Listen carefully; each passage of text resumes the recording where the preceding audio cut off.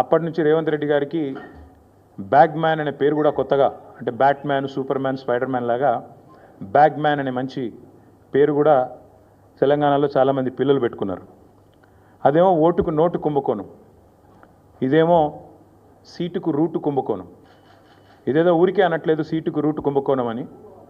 స్పష్టంగా రేవంత్ రెడ్డి గారి గురించి నేను చెప్పడం కాదు, ఈరోజు మంత్రిగా ఉన్న కోమటిరెడ్డి వెంకటరెడ్డి గారే ఓపెన్గా బహిరంగంగా పత్రికా సమావేశంలోనే చెప్పినారు. ఈయన 50 కోట్లు పెట్టి పిసిసి అధ్యక్ష పదవి కొనుక్కున్నాడు అనే మాట ఆ రోజు స్వయంగా ఈనాటి మంత్రి, ఆనాటి ఎంపీ కోమటిరెడ్డి వెంకటరెడ్డి గారు చెప్పిన మాట. కానీ సరే, వెంకటరెడ్డి గారు చెప్పిన దానికి ఆ రోజు ఆధారాలు లేకపోవచ్చు, కానీ ఈరోజు ఆధారం ఉంది అంటూ ఎన్ఫోర్స్మెంట్ డైరెక్టరేట్ వారు ఛార్జ్షీట్లో స్పష్టంగా ఎవరు డబ్బులు ఇచ్చారు, ఏ పొజిషన్ అమ్ముకున్నారు, ఎన్ని డబ్బులు ఇచ్చారో కూడా స్పష్టంగా చెప్తా ఉన్నారు. ముందేమో ఆనాడు పిసిసి కోసమేమో సూటుకు, ఆనాడు పిసిసి పదవి కోసం బ్రహ్మాండంగా ఆ రోజు డబ్బులు ఇచ్చి 50 కోట్లు ఇచ్చి తెచ్చుకున్నారని వాళ్ళ కాంగ్రెస్ నాయకులు చెప్పిన మాట. ఈరోజు ఢిల్లీకి ఇప్పటికి కూడా జరుగుతూ ఉన్నది ఏమంటే, తెలంగాణ అనేది కాంగ్రెస్ పార్టీకి ఒక ఏటీఎంగా మారిపోయిన మాట వాస్తవం. ఎప్పుడు డబ్బులు కావాలి అని కాంగ్రెస్ పార్టీ వాళ్ళు అనుకుంటే అప్పుడు పెద్ద ఎత్తున డబ్బులు అందిస్తూ తన పదవిని కాపాడుకుంటూ ఉన్నారు రేవంత్ రెడ్డి గారు. ఇవాళ ఓటుకు నోటు జరిగినప్పుడేమో రేవంత్ రెడ్డి గారు ఒక ఎమ్మెల్యే, కానీ ఈరోజు ఈ రాష్ట్రానికి ముఖ్యమంత్రి. కాబట్టి యావత్ దేశం పరువు, యావత్ దేశం ముందు తెలంగాణ పరువు ఇవాళ తీసి పరువు పోగొట్టి, నిజంగా తెలంగాణ ముఖ్యమంత్రి అంటే ఇట్లాంటి వ్యక్తి అనే పరిస్థితి ఇవాళ కనబడుతూ ఉన్నది. గతంలో యడ్యూరప్ప గారు కర్ణాటక ముఖ్యమంత్రిగా ఉన్నారు. ఇది నేను చెప్పేది 2020వ సంవత్సరానికి సంబంధించిన అంశం.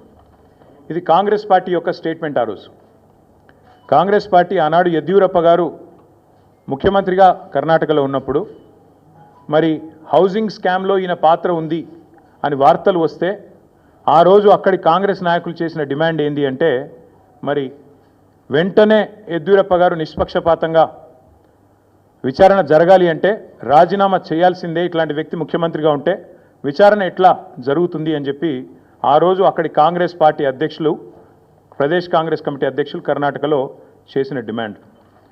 చాలా వాళ్ళు చెప్పిన మాట, the Karnataka Congress on Thursday demanded that Karnataka Chief Minister either resign or be sacked to ensure a fair investigation against him in 2019 corruption case.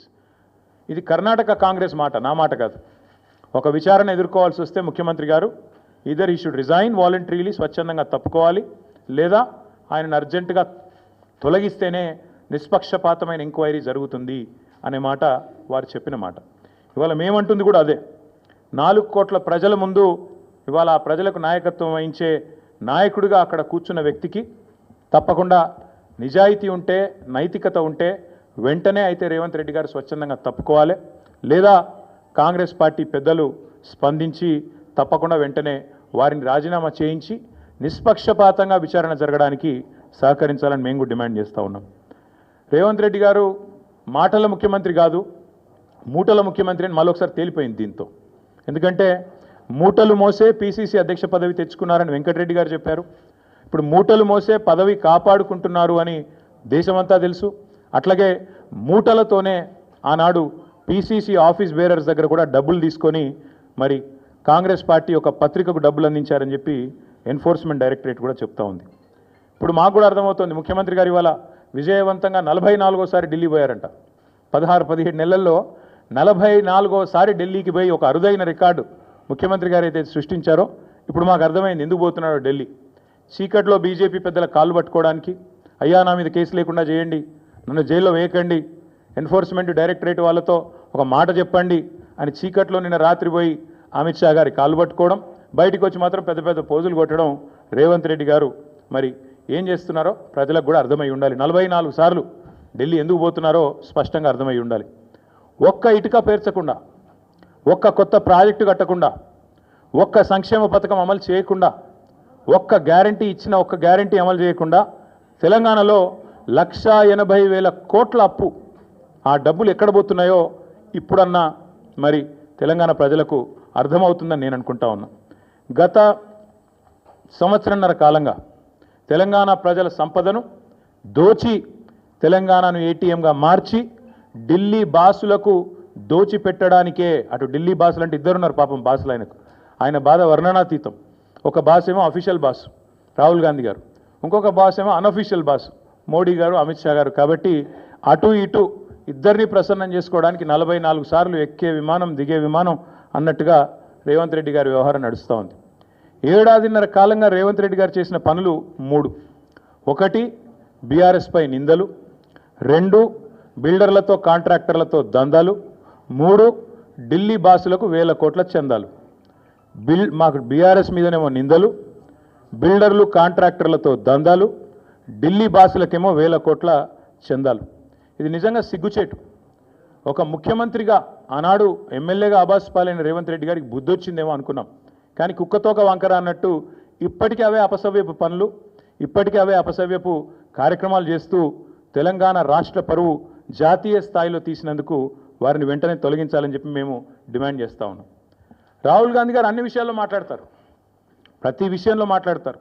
Pakistan గురించి మాట్లాడతారు, బంగ్లాదేశ్ గురించి మాట్లాడతారు, ఇంకేదో మాట్లాడతారు.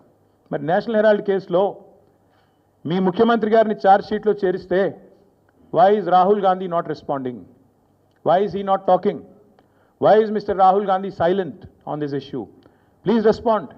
One of your chief ministers along with you has been named in the charge sheet. You are accused 1 and accused 2, and your CM, your chief minister of Telangana, and also the deputy chief minister of Karnataka have been named as people who facilitated money transactions into National Herald and Young India account. ఖచ్చితంగా అడుగుతున్నాం, రేవంత్ రెడ్డి గారు ఎందుకు మౌనంగా ఉన్నారు? మాకు అనుమానం ఎప్పుడు వచ్చిందంటే ఈయన జపాన్ పర్యటన అని చెప్పి ఇక్కడికి వెళ్ళి తప్పించుకపోయినప్పుడు అనుమానం వచ్చింది మాకు. ఆ రోజు జపాన్ అని చెప్పి జపాన్లో ఎవరో ఈయన పిలిచినట్టు ఉరికిండు. చూస్తే కరెక్ట్గా అప్పుడే ఈడీలో A1 A2గా రాహుల్ గాంధీ గారిని, సోనియా గాంధీ గారిని పెట్టారు. దేశంలో ఉన్న కాంగ్రెస్ నాయకులు అందరూ స్పందించారు. కానీ రేవంత్ రెడ్డి గారు ఈ రోజు వరకు ఒక్కసారి కూడా నోరు విప్పలేదు. ఆ రోజు ఎందుకు అనుకున్న వాళ్ళకి ఇవాళ సమాధానం దొరికిందని నేను అనుకుంటా ఉన్నా. ఎందుకంటే రేవంత్ రెడ్డి గారికి తెలుసు ఈ కేసులో ఆయన కూడా ఉన్నాడు. సహజంగానే ప్రభుత్వంలో ఉన్నాడు కాబట్టి ఇంటెలిజెన్స్ వ్యవస్థ ఉంటుంది కాబట్టి ఆయనకు సమాచారం ఉంది, ఈ కేసులో మీరు కూడా ఉండబోతున్నారు అని చెబితే అప్పటి నుంచి ఇప్పటివరకు నోరు తెరవలేదు. తెరవకపోగా ఢిల్లీ పెద్దలను ప్రసన్నం చేసుకోవడానికి, అక్కడ ఉండే మంత్రులను కాకాబట్టడానికి, మోడీ గారిని, అమిత్ షా గారిని ప్రసన్నం చేసుకోవడానికి, బీజేపీతో మరి ఏదో రకంగా ఒక ఒప్పందం కుదుర్చుకొని ముందుకు పోవడానికి ఆయన మౌనంగా ఈరోజు మౌనంగా ఉండి తప్పించుకునే ప్రయత్నం చేస్తూ ఉన్నారు. ఇవాళ మేము తెలంగాణ ప్రజల తరపున ప్రధాన ప్రతిపక్షంగా, అదేవిధంగా భారత రాష్ట్ర సమితిగా ఈ ఉద్యమానికి, ఈ రాష్ట్రానికి నాయకత్వం వహించిన కేసీఆర్ గారి తరపున మేము అడుగుతూ ఉన్నాం. ఖచ్చితంగా రేవంత్ రెడ్డి అయితే తప్పుకోవాలి, లేదా కాంగ్రెస్ పార్టీకి సిగ్గుంటే, కాంగ్రెస్ పెద్దలకు నైతిక విలువలుంటే వెంటనే ఆయనను తొలగించాలి. యడ్యూరప్ప గారు రాజీనామా చేశారు. అప్పుడు యడ్యూరప్ప ఆనాడు ఆరోపణలు వస్తే హౌసింగ్ స్కామ్లో he quit, he stepped aside so that fair investigation could go on. అట్లాగే చాలామంది కేంద్ర మంత్రులు కూడా రాజీనామాలు చేశారు గతంలో. అట్లాగే ముఖ్యమంత్రి గారు కూడా రాజీనామా చేయాలని చెప్పి కూడా మేము డిమాండ్ చేస్తూ ఉన్నాం. రాహుల్ గాంధీ గారు తెల్లారలేస్తే ఆ కాన్స్టిట్యూషన్ బుక్ పట్టుకొని తిరుగుతూ ఉంటారు. న్యాయ యాత్ర అంటాడు, యాత్రలు సంవిధాన్ కో బచావ్ అంటాడు. మరి సంవిధాన్ కో బచావ్ అనే Rahul Gandhi, why are you mum? Why are you silent? Why are you not responding to this issue, and why are you ensuring that a corrupt chief minister continues in office? Congress గురించి మేము ఎన్నోసార్లు చెప్పాం, మళ్ళీ కూడా చెప్తున్నాం. కాంగ్రెస్ డిఎన్ఏలోనే కరప్షన్ ఉంది. కాంగ్రెస్ అంటేనే కరప్షన్, ఇది అందరికీ తెలుసు. అట్లాగే మరి ఈరోజు ఈ కుంభకోణం మీద విచిత్రంగా మాకు కూడా చాలా ఆశ్చర్యంగా అనిపిస్తూ ఉంది. దేశమందరూ మాట్లాడుతున్నారు. కర్ణాటకలోనైతే డీకే శివకుమార్ గారిని తొలగించాలని కర్ణాటక బీజేపీ వాళ్ళు విరుచుకుపడుతున్నారు. కానీ తెలంగాణ బీజేపీ వాడు మాత్రం ఎవడు మాట్లాడట్లేదు. తెలంగాణ బీజేపీ వాళ్ళు మాత్రం మౌన మునుల మాదిరిగా ఎక్కడ ఒక్కరు కూడా మాట్లాడట్లేదు. ఏం జరుగుతున్నదని మేము అడుగుతా ఉన్నాం. తెలంగాణలో ఇంత అపురూపమైన సంబంధాలు అటు కాంగ్రెస్కు ఇటు బీజేపీకి ఏ స్థాయిలో ఉన్నాయో మరి మీరు ఆలోచించాలని కోరుతా ఉన్నా. తెలంగాణ బీజేపీ ఎంపీలు చేస్తున్న భూ అక్రమాలకు, భూ దందాలకు ముఖ్యమంత్రి గారు వత్తాసు పలుకుతున్నందుకు మీ మౌనమా? లేదా మీ కేంద్ర మంత్రులు మీరు కలిసి బ్రహ్మాండంగా మీరు చేసుకుంటున్న అవినీతి కార్యకలాపాలకు మరి ఏదో బయటికి నటించినట్టు చేసి ఢిల్లీలో ఇక్కడ గల్లీలో మాత్రం ఏదైతే దోస్తీ చేస్తున్నారో ఇది అందరూ కూడా చూస్తూ ఉన్నారు. దీనికి నేనేదో ఊరికేనే ఆరోపణ చేయట్లేదు. ఇది చూడండి, మంత్రి పొంగులేటి గారి ఇంట్లో రైడ్స్ అని చెప్పి ఇది సెప్టెంబర్ 2028 వార్త. సెప్టెంబర్ 2028, ఇంకొక 2-3 నెలలు అయితే వార్షికోత్సవం కూడా అయిపోతుంది.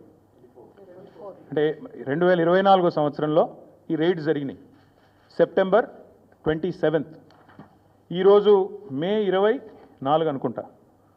మరి అప్పటికిప్పటికి ఒక్కటంటే ఒక్క ప్రకటన అటు ఈడీ వైపు నుంచి కానీ ఇటు పొంగులేటి శ్రీనివాసరెడ్డి గారి వైపు నుంచి కానీ వచ్చిందా?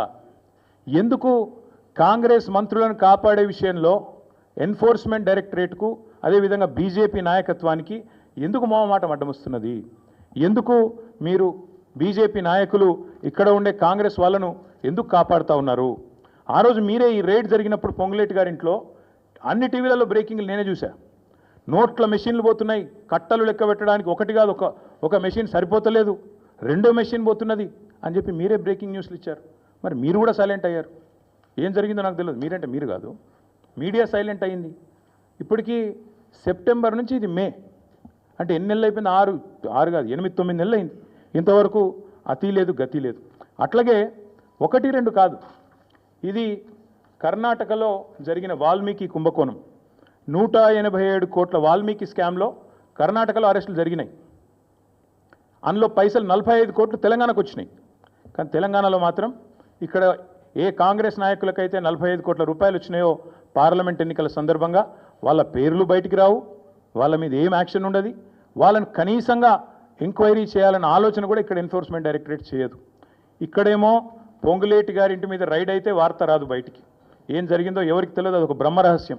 అట్లాగే వాల్మీకి కుంభకోణంలో 45 కోట్లు తెలంగాణకు వచ్చినాయని చెప్పి స్పష్టంగా ఈడీ రిమాండ్ డైరీలో రాసింది.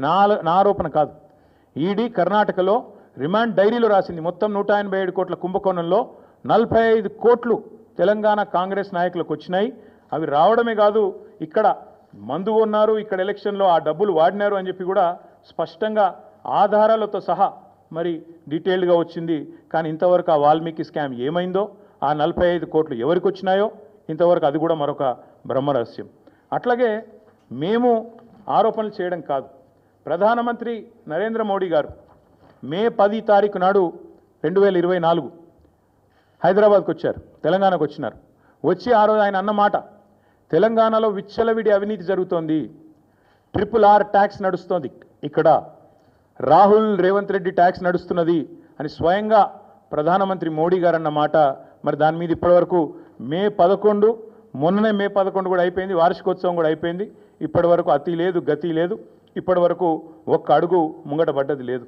అట్లాగే మేము మా పార్టీ తరఫున కూడా చాలా స్పష్టమైన ఆరోపణలు చేస్తూ ఆధారాలతో సహా సివిల్ సప్లై స్కామ్ ఏదైతే జరిగిందో దానిలో జరిగిన కుంభకోణాన్ని మేము స్పష్టంగా ప్రజల ముందుకు తెచ్చాము. మరి అట్లాగే ఏజెన్సీస్ దగ్గర కూడా పోయాం. ఇంతవరకు సివిల్ సప్లై స్కామ్లో ఫుడ్ కార్పొరేషన్ ఆఫ్ ఇండియా స్పందించదు, కేంద్ర ప్రభుత్వము స్పందించదు, అస్సలు ఏ ఏజెన్సీ కూడా ముందుకొచ్చే పరిస్థితి లేదు. అట్లాగే మరి మనం ఈరోజు కనుక చూసినట్టయితే 1-2 కాదు, ఇది అమృత్ స్కామ్. అమృత్లో రేవంత్ రెడ్డి గారి బావమరిది కంపెనీ శోధా కన్స్ట్రక్షన్స్ అనే కంపెనీకి మరి సృజన్ రెడ్డి గారు అనే వ్యక్తికి ఆయన కంపెనీకి అర్హతలు లేకపోయినా, ఆయన కంపెనీకి ఫైనాన్షియల్ కేపబిలిటీ లేకపోయినా 1137 కోట్ల వర్క్ ఇచ్చారు అని మేమేదైతే ఆరోపణ చేశామో ఆధారాలతో సహా స్వయంగా కేంద్ర మంత్రి మనోహర్ లాల్ ఖట్టర్ గారిని కలిసి ఆరోపణలతో సహా ఆధారాలతో సహా వారికి డీటెయిల్డ్ నోట్ కూడా ఇచ్చొస్తే ఇప్పటి వరకు కనీసం ఒక్క మాట కాదు కదా, ఒక్కటంటే ఒక అడుగు కూడా ముంగట పడలేదు. అందుకే మేము అడుగుతున్నాం, భారతీయ జనతా పార్టీకి నిజాయితీ ఉంటే మీరు స్పందించాలి. స్పందించడం అంటే ఏదో ప్రెస్ మీట్ పెట్టి మాట్లాడడం కాదు. మీరు అధికారంలో ఉన్నారు, మీరు ఖచ్చితంగా వెంటనే ఈ అన్ని కుంభకోణాలు వెనుక అమృత్ కావచ్చు, సివిల్ సప్లై స్కామ్ కావచ్చు, అట్లాగే ఈరోజు యంగ్ ఇండియా కావచ్చు, అట్లాగే మొన్ననే హైదరాబాద్ సెంట్రల్ యూనివర్సిటీ భూముల విషయంలో స్పష్టంగా సెంట్రల్ ఎంపవర్డ్ కమిటీ రిపోర్ట్ ఇచ్చింది, రికమెండ్ చేసింది. ఏం చెప్పింది central empowered committee? Financial fraud జరిగింది ఈ 10,000 కోట్ల దానిలో, ఖచ్చితంగా దీన్ని ఒక స్పెషలైజ్డ్ ఏజెన్సీతో విచారించాలి అని రిపోర్ట్ కూడా వచ్చింది. కొన్ని మంచినీళ్ళు తీసుకున్నారు. స్పష్టంగా అంత స్పష్టంగా ఇస్తే కూడా ఇప్పటి వరకు మిగతా అన్ని విషయాల్లో మెరుపు వేగంతో స్పందించే ఏజెన్సీలు మరి ఇక్కడ ఎందుకు స్పందించట్లేదు?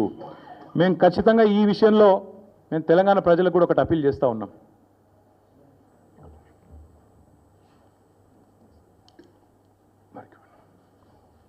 తెలంగాణ ప్రజలకు కూడా ఒకటి అప్పీల్ చేస్తూ ఉన్నాం. ఇక్కడ ఎవరితో కుమ్మక్కు అవుతున్నారో దయచేసి అర్థం చేసుకోండి.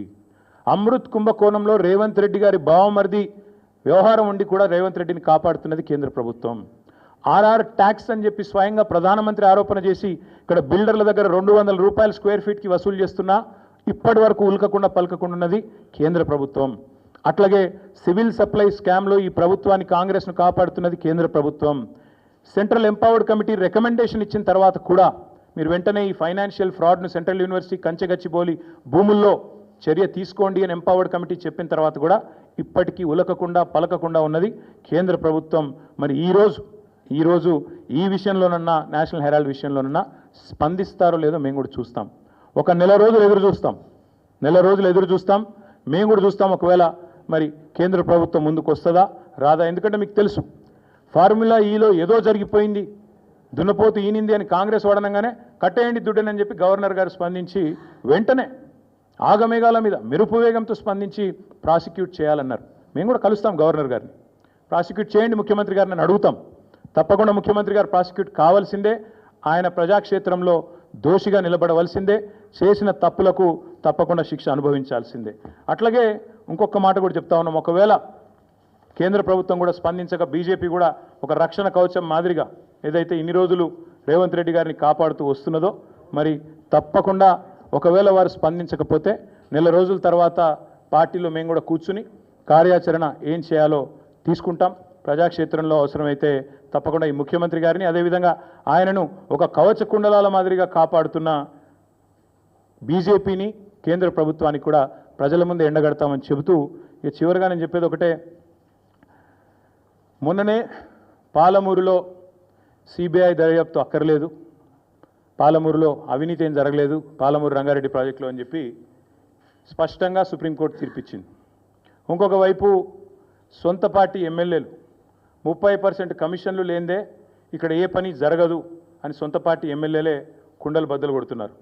అట్లాగే సొంత మంత్రులు క్యాబినెట్ సహచరులు స్పష్టంగా చెప్తున్నారు, మా మంత్రులు పైసలు తీసుకుంటారు లేదా ఫైళ్ళు కదలై అని చెప్పి పాపం నిజాయితీగా ఒప్పుకుంటున్నారు.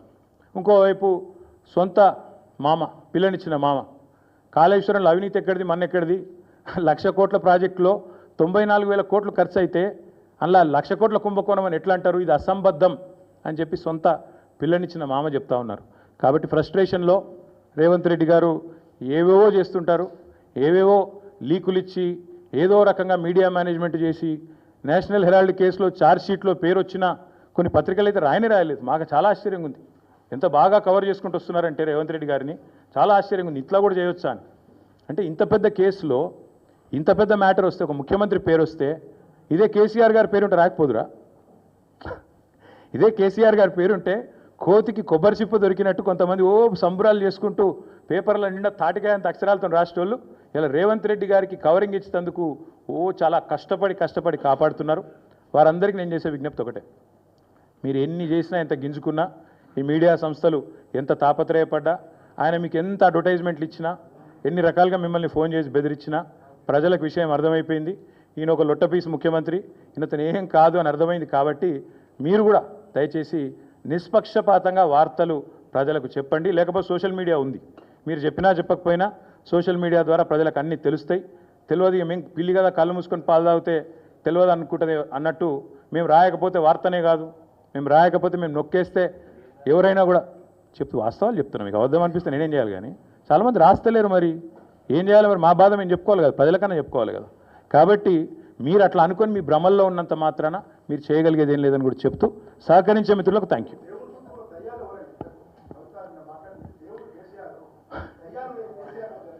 బ్రదర్ మీకు ఒక మాట, ఇంత ఇంపార్టెంట్ ఇష్యూ చెప్తే నువ్వు దేవుడు దయ్యం అనబడుతుంది. ఇప్పుడు ప్రస్తుతం మాకు తెలంగాణకు పట్టిన దయ్యం మాత్రం రేవంత్ రెడ్డి. ఆ రేవంత్ రెడ్డి అనే దయ్యాన్ని ఎట్లా వదిలించాలా అనేది మా తాపత్రయం. ఇంకేమన్నా తొందరపడ అంత యాంగ్జైటీ ఎందుకు, అంత టెన్షన్ ఎందుకు, అంత హడావుడి ఎందుకు? నేను చెప్పేది ఏమంటే తెలంగాణకు పట్టిన శని కాంగ్రెస్సు, తెలంగాణకు పట్టిన దయ్యం రేవంత్ రెడ్డి. ఇప్పుడు ఆ దయ్యాన్ని శనిని ఎట్లా వదిలించాలనేది మా టార్గెట్. ఇక మీరు చెప్పే టెన్షన్ ఎందుకే అంతగానో మాట్లాడినారా, ఎందుకు అంత ఎగబడుతున్నావు? నేను అనేది ఏమంటే మీరు ఒకటి గుర్తుపెట్టుకోండి, లోక్సభ ఎన్నికలకు ముందు మేము పార్లమెంటు నియోజకవర్గాల వారీగా సమావేశాలు పెట్టాం, సమీక్ష సమావేశాలు. ఇక్కడ అసెంబ్లీలో ఓడిపోయాము, ఎట్లా ముందుకు పోవాలని చెప్పి దాదాపు 17 రోజుల పాటు మీరందరూ చూశారు. ఇక్కడే వేల మంది కార్యకర్తలతో కూర్చొని దాదాపు 7, 8, 9, 10 గంటలు వారితో చర్చించాం. ఆ ప్రాసెస్లో చాలామంది డైరెక్ట్గా మైకులో మాట్లాడిన వాళ్ళు ఉన్నారు, కొంతమంది చిట్టీల మీద రాసిచ్చిన వాళ్ళు ఉన్నారు, కొంతమంది కేసీఆర్ గారికి ఉత్తరం అందించండి అని చెప్పి ఉత్తరాలు ఇచ్చిన వాళ్ళు ఉన్నారు. కాబట్టి మా పార్టీలో we encourage open culture, democracy కాబట్టి, డెమోక్రాటిక్ పార్టీ కాబట్టి, ప్రజాస్వామిక స్ఫూర్తి ఉన్న పార్టీ కాబట్టి మా పార్టీ అధ్యక్షుల వారికి ఎవరైనా సూచనలు చేయాలనుకుంటే ఉత్తరాలు రాయొచ్చు. అదేదో చాలా గొప్ప విషయం అన్నట్టు మీరందరూ అంత బాధపడిపోవాల్సిన అవసరం ఏం లేదు. నేను అనేది ఏమంటే మా పార్టీలో డెమోక్రసీ ఉంది కాబట్టి మా పార్టీ అధ్యక్షుల వారికి మా పార్టీ నాయకులు ఎవరైనా సరే అప్పుడప్పుడు సూచనలు సలహాల రూపంలో లిఖితపూర్వకంగా ఇవ్వచ్చు, ఓరల్గా ఇవ్వచ్చు, రకరకాలుగా ఇవ్వచ్చు.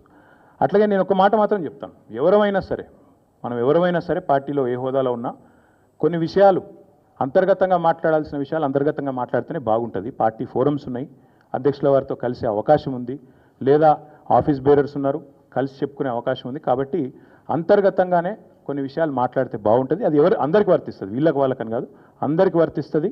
తప్పకుండా ఎవరమైనా ఒకటే, ఈ పార్టీలో అందరం కార్యకర్తలమే, అందరికీ కూడా ఇదే సూత్రం వర్తిస్తుంది. కాబట్టి మీరు కూడా దయచేసి ఇంత ఇంపార్టెంట్ ఇష్యూ మాట్లాడితే దీన్ని మళ్ళీ మీరు, నాకు తెలుసు మీ సంగతి, you are intelligent, unfortunately I'm also intelligent.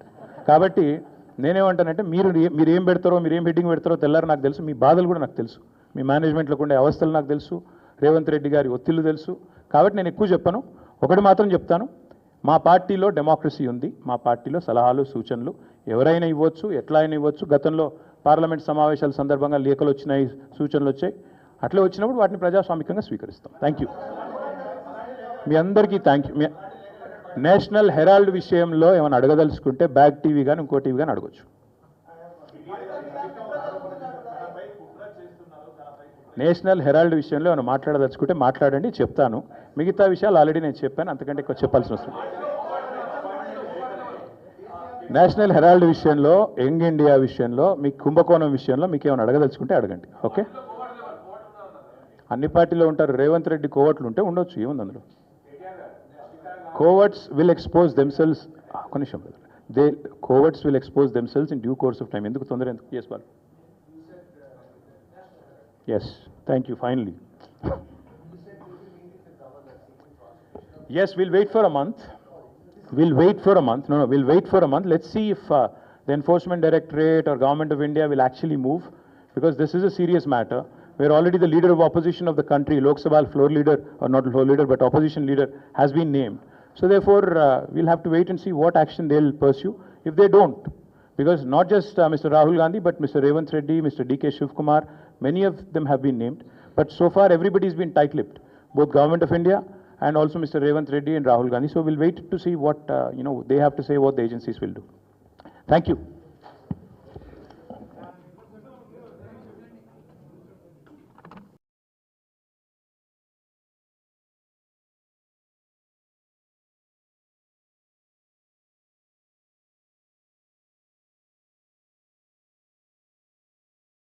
నిజంగా తెలంగాణ ముఖ్యమంత్రి గారికి నమస్కారం.